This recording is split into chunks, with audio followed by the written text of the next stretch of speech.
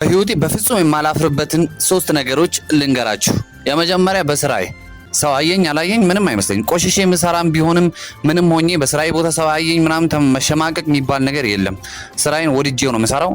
ስራዬን በጣም ነው የምወደው፣ አላፍርበትም።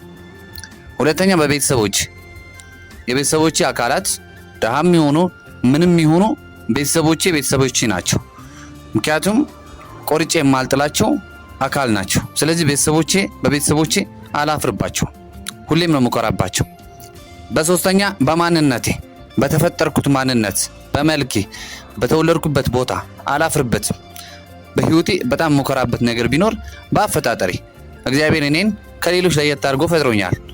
ስለዚህ ሁሌም ፈጣሪን አመሰግናለሁ። ስላላመሰገንኩኝ ደግሞ ያለኝ ነገር አይጨምርልኝም። አይጎሎ ባይል ተብሎ አይጨመርልኝም። ያለኝን ነገር ሳመሰግን ግን ይጨመርልኛል። ስለዚህ ባላችሁ ነገር ኩሩ፣ እንዳታፍሩ። ማንም የእናንተን ህይወት አይኖርም።